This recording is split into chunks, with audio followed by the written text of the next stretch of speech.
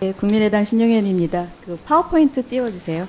장관님, 우리나라 청소년의 행복 지수가 OECD 회원국 중에 최하위입니다. 알고 계시죠? 네. 학업 스트레스 지수는 최고고요. 2013년 그 통계를 보면 청소년 사망 원인 1위가 자살입니다.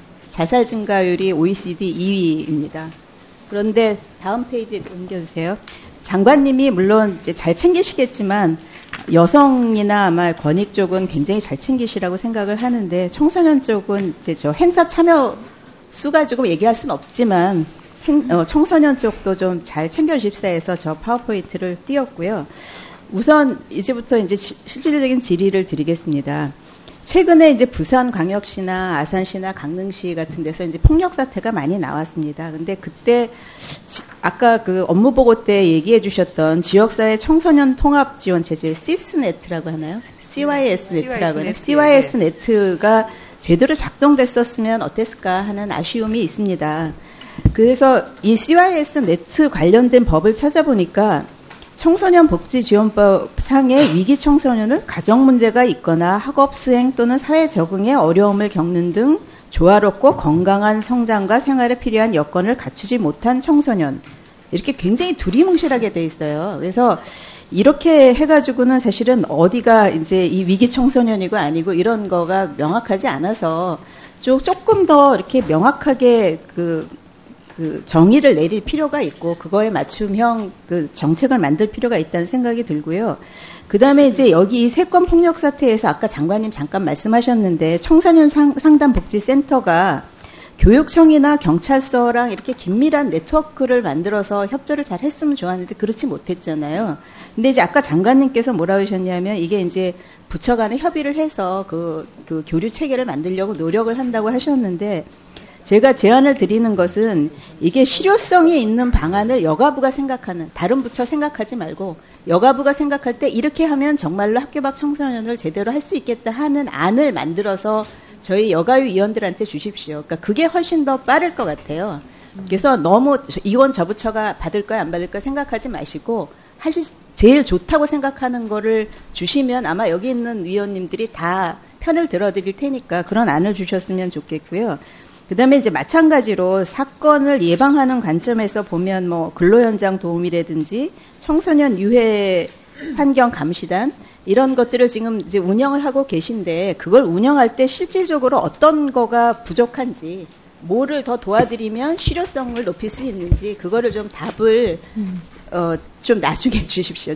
제가 시간이 없으니까 먼저 질문부터 드리겠습니다. 그리고 제가 이제 청소년 수련시설에 대해서 질문을 드리려고 하는데 작년에 제가 사실은 청소년 수련시설로 허가 나 있는 시설 중에 샌드위치 판넬 사용하는 곳 얘기를 했었습니다. 샌드위치 판넬 쓰면 안 되는 이유는 알고 계시죠? 네, 네. 이렇게 대규모 사망사건 난 곳이 샌드위치 판넬을 쓴 곳이었습니다. 그래서 저희가 작년에 이제 확인을 하고 올해 다시 확인을 했는데 이제 문제가 샌드위치 판넬을 사용한 4개소가 있어서 3개소는 휴지 중이고 하나는 운영 중이다라고 여가부가 최근에 보고를 해주셨어요. 네, 근데 저희가 확인을 해보니까 여가부는 휴지 중이라고 알고 계신 곳이 사실은 이름을 바꿔서 영업을 지금 하고 있었습니다. 근데 이제 여가부가 파악을 못하고 계신 거예요. 그래서 이런 것들은 좀 문제가 있는 거 아닌가. 그 다음에 샌드위치 판넬을 쓴 곳이 안 된다고 했으면 보다 적극적으로 이렇게 못하게 말려야 되는데 그럼 결국 4군데 중에 2군데 영업을 지금 하고 있다는 소리거든요. 그래서 이런 거에 손 놓고 있는 거 아닌가. 뭐 이 이유를 나중에 여쭤봤더니 여가부에서 지자체에서 여가부에 알려줬어야 되는데 안 알려줘서 우린 몰랐다. 이렇게 하는 건 좀 문제가 있다고 생각을 합니다. 또 한 가지는 그 청소년 기본법 8조에 보면 우리나라에서는 근로 청소년을 특별하게 보호하는 규정을 두고 있습니다. 근데 이제 이게 제가 고용노동부 쪽에도 저기를 드렸지만 이 법에 정의된 근로 청소년이라고 하면 사실은 보통 현실적으로는 대학 재학 중인 친구들이고 보통은 알바를 하는 친구들입니다. 정식 계약을 하기보다는.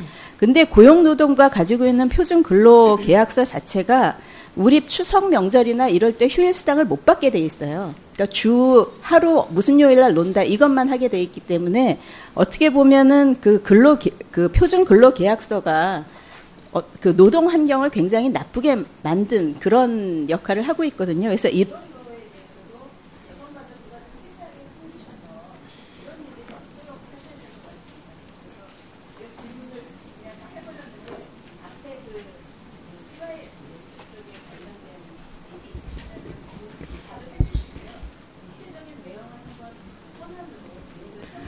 예. 근데 제가 이 한 가지 얘기만 꼭 이 자리에서 하고 싶은데요. 그 정보 공유가 안 되는데 중요한 것은 사실은 뭐 시설 체계로 보면 복지부나 교육부가 훨씬 크죠. 여가부랑 비교가 안 되는데 두 부처가 계속 주장하는 건 개인정보보호법 때문에 학교 청소년이 학교 밖으로 나가게 돼도 제때 정보를 못 주고 이미 숙려제 들어가면 학생은 돌아다니거든요. 학교 안에.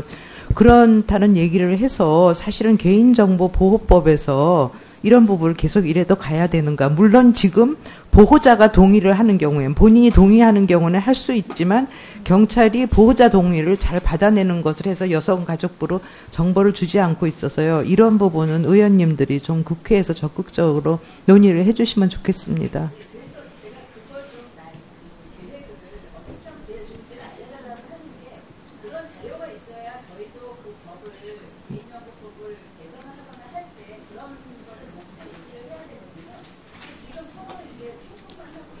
네, 네, 네.